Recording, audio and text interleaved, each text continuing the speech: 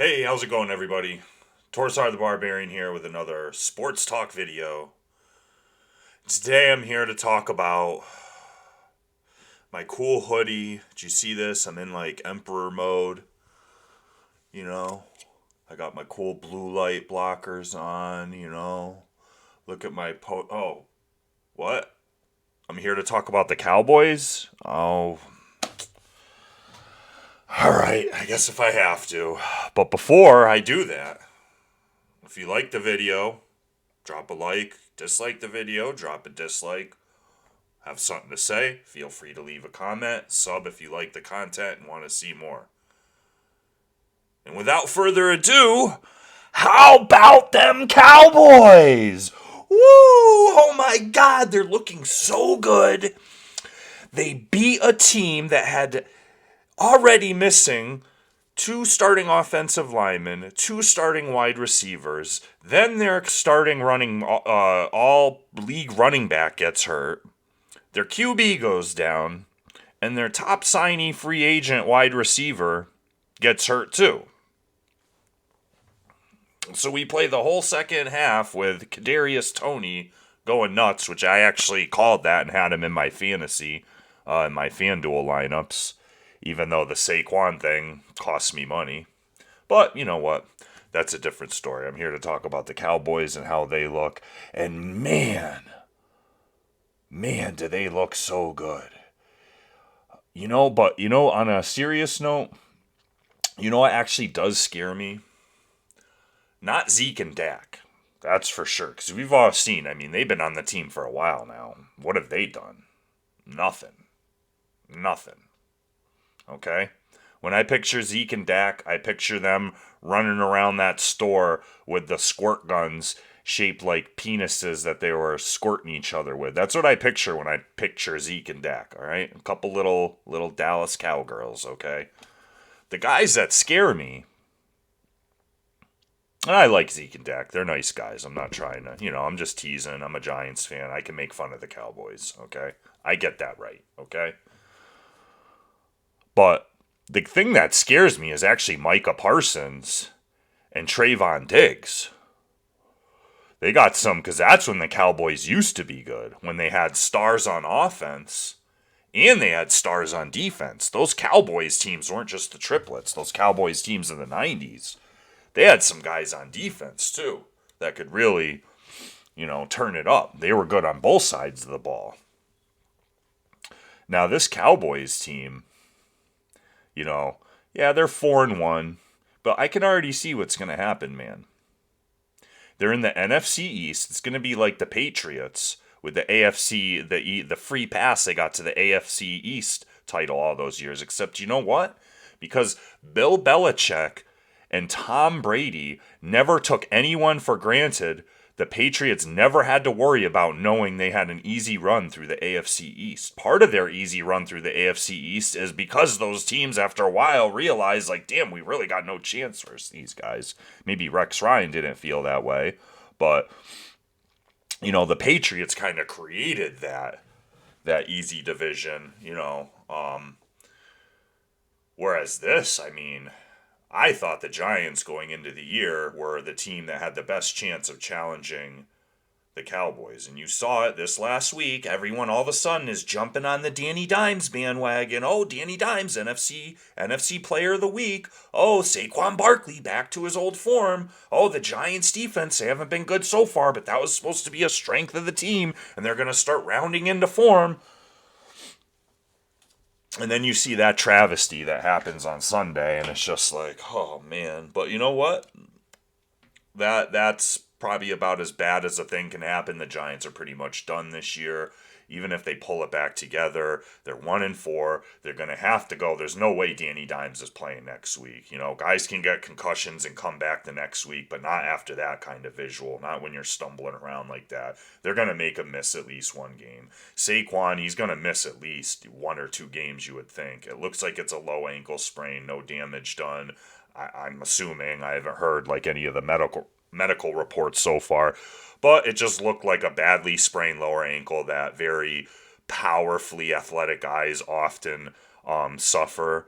When you got legs like that, your ankle's always going to be the weak point. I had a friend that was like that. He could do standing back flips, but if he even brushed your foot playing basketball with him, the guy was rolling around on the ground. Whereas I could like have my ankle hit the floor and I would just like get up and keep playing. That's just the way some people are built. And I mean, the Redskins, they're not going to offer much of a challenge, man, with their freaking math teacher QB. He's been playing good, but their defense was kind of like the Giants, where they're not playing. That was supposed to be the strength of their team, Washington and New York, and their defenses have been horrible. The Eagles, they're trying hard, man, but they just don't have the team. And it's like they got Jalen. It hurts to watch you throwing passes out there. It's just like, they're not bad, but they're not good either. They're probably better than we all thought they were going to be, but I mean, all these NFC East teams, they all got tough schedules coming up, even the Cowboys. And you know what? When it comes down to the Cowboys, I can already see they're going to start getting you can already see it with their fans. They're getting their hopes all up. They're getting an overinflated sense of themselves because how bad the division is, and they're really not going to have to worry about the NFC East lead. And it's just going to all come down to, because in the end, and I think I could speak for many other fans and many other teams besides Cowboys fans, and I'm looking at you right now, Cowboys fans, we don't care what your team does in the regular season. This is the lose-lose position that your team has put itself in, okay? No one cares.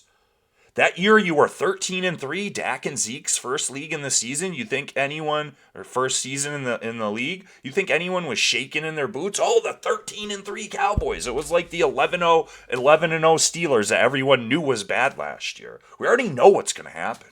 Okay? We know what's going to happen. And that's the thing. I don't care if you go 14-3, 13-4, it doesn't matter. You guys are going to get to the playoffs and your hopes are going to be dashed. So you know what? Until the playoffs even start, how about them Cowboys? Y'all can keep just saying it to yourselves over and over and over because no one else cares. We all are either laughing behind your backs because we already know what's going to happen, or I'll just say it. It's to the point I kind of feel bad for Cowboys fans. I feel bad for them, because this is not going to end up the way you want it to. You got that 2-game lead, and who says that's even insurmountable? All you guys need, and at the same token, I said, I fear Trayvon Diggs and Micah Parsons. One of those guys get hurt, all of a sudden your defense that really has been a hit or miss defense. It's not like you're playing so much better, solid defense. It's that you're getting those turnovers. But the turnover-centric teams or defenses are kind of like the hot three-point shooting teams in the NCAA tournament. Every year we see those teams that are built on hitting three-point shots. And then what happens in that one game where all of a sudden the three-point shots aren't falling? They lose, okay? And what happens in a game where all of a sudden where you don't get a Diggs interception, all right? Or you don't get a Randy Gregory coming off the line and pressuring the QB and getting a strip sack fumble. What happens in those games where all of a sudden you're not getting the turnovers and your still sieve of a defense is giving up massive passing yards and massive rushing yards to the good defense or the good offenses you're going to have to play in the postseason? You're not going to be playing Danny Dimes. You're not going to be playing Taylor Heineke. You're not going to be playing Jalen Hurts. And people can look and point to that. Oh, well, they beat the Chargers. Okay, it was in the beginning of the year. Okay, what was that, the second game? And the Chargers are the Cowboys of the AFC West. Now, maybe they're turning it around this year and they look better. But, these guys, they just point to the games that teams beat, and it's like, dude, some of these teams weren't the same team that they were in week 1, week 2, week 3. These teams get better. Look at Tampa Bay last year. They were an average team for most of the season. And then they got it together later in the year, and they were a great team. Look at the teams who have won the Super Bowl with 9-7 or 10-6 records as the wild card. Look at that Steelers team. Look at that Giants team. Were those teams playing the same way at the end of the year that they were in the beginning of the year? No, they were completely different teams. So to sit there and keep pointing to that Chargers win over and over and over, like you guys actually won that game and the Chargers didn't blow it and hand you the game, like that doesn't point to me and say, oh yeah, the Cowboys, they're such a strong team. I mean, you had how much of a turnover advantage on Tampa Bay and you still lost? A good team doesn't have a +3 or +4 turnovers advantage on another team and still lose. That's not a good team. That's scary to me. And yeah, you could say maybe Tampa Bay won't be the same team, the same, double-sided logic I use for the Chargers, but you know what? There's still the turnover margin. That's a big discrepancy, and for you to still lose that game, I don't know. I hope that's just the week 1 jitters or whatever it was. But like I said, you know what? The Cowboys, you can have your 4-1 start. You can have the other horrible teams in the division, but you know what? Eventually, you're going to have to play these guys in the playoffs. You're going to have to play these guys in the playoffs. You're going to have to play these guys in the playoffs, okay? The Cardinals don't care about how good you're doing this year, all right? The Bucks, they don't care about how good you're doing this year. None of these better teams in the NFC do. They don't care how thirsty your fan base is, all right? So get to the NFC Championship game at the least. You don't even need to get to the Super Bowl. If you could just get to the NFC Championship game and be competitive, all right, I'll admit then that I'm wrong about this Cowboys team. But that's the position you've put yourself in, Dallas Cowboys and your fan base, okay? No one cares what you do in the regular season at all. You become the Los Angeles Clippers of the NFL. We don't care. You can have all the hyped up stuff. Your team can look better. You can have a good regular season record. No one cares about what you're doing anymore. Get to the playoffs. Do it in the playoffs. Until then, we'll all still be laughing behind your back and having the suicide watch number ready for the postseason when reality comes back to slap you in the faces that, you know what? Your Dallas Cowboys have been a pathetic franchise for the last 25 years, and you'll continue to be that way until you win something in the postseason. Again, if you like the video, give it a like.